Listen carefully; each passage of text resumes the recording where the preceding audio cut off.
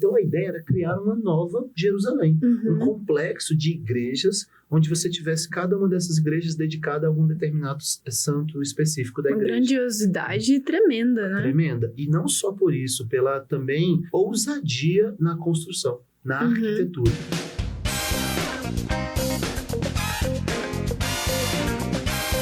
Fala pessoal, eu sou a Sofia Fonseca, estamos começando mais um episódio do VersaCast. A gente está na parte de artes visuais das obras do Pazzum e para analisar a Igreja de São Jorge com a gente, eu tô com o professor Rodrigo Issa. Bem-vindo, Rodrigo.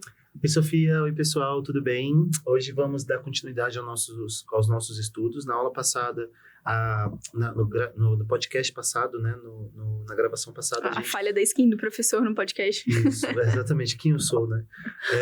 A gente estava analisando uma obra do período bizantino, da arte bizantina. Hoje a gente vai falar de uma obra da arte medieval e, novamente, descentralizado do contexto óbvio, né? Que a gente pensa assim, a arte medieval, onde é que eu vou ver? É uma obra na Itália? Uma igreja na França? Não, é uma igreja na Etiópia.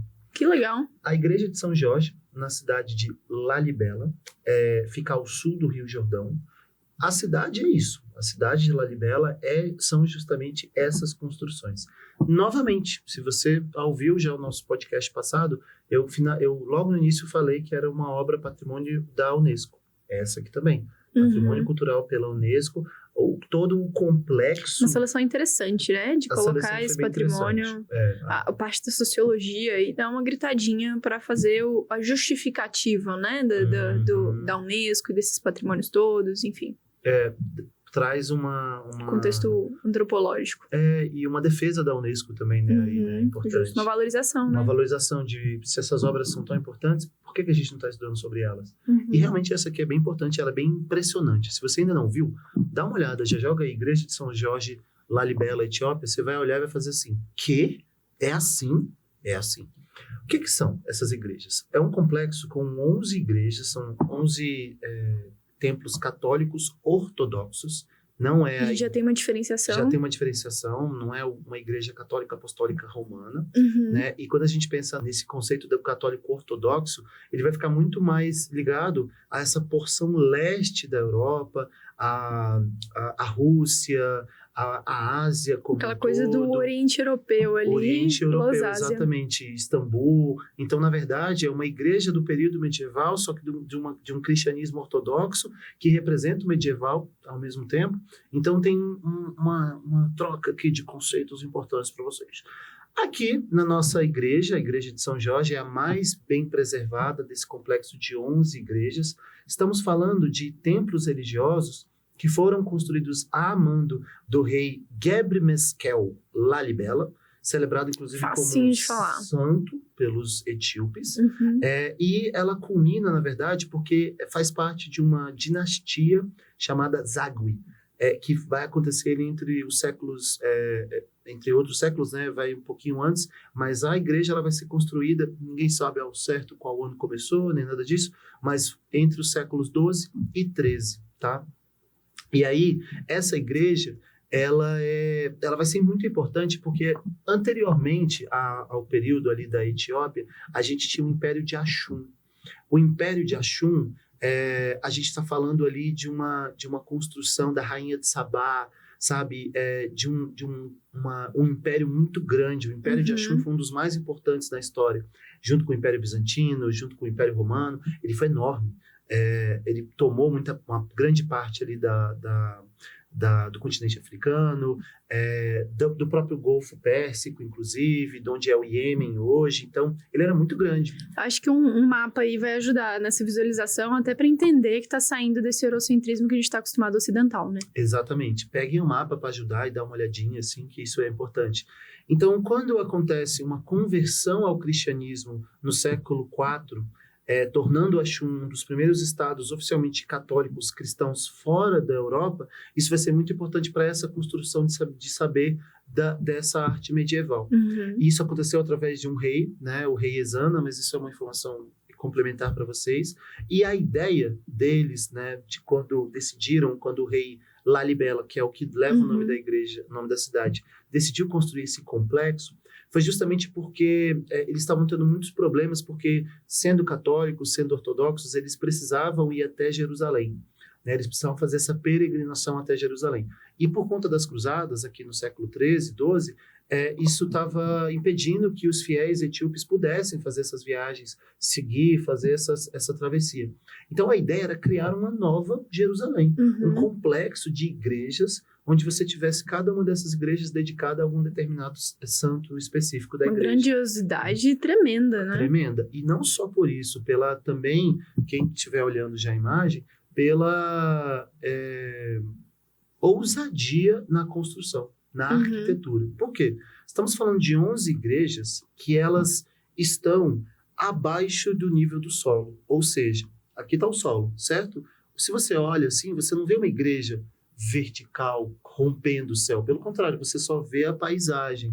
Só que se você chega perto dela, você vê que, na verdade, ela foi escavada no chão. Gente, que loucura. E ela foi produzida a partir... É um monolito. É a partir de um bloco único de pedra. Ela não tem tijolos. Não tem nada disso. Então, essa é a principal grandiosidade desse trabalho.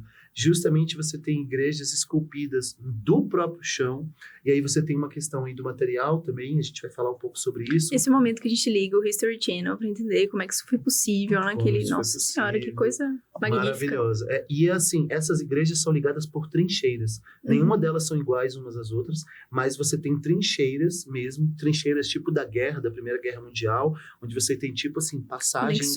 Conexões e tudo mais. Subterrâneas. Não são subterrâneas porque elas...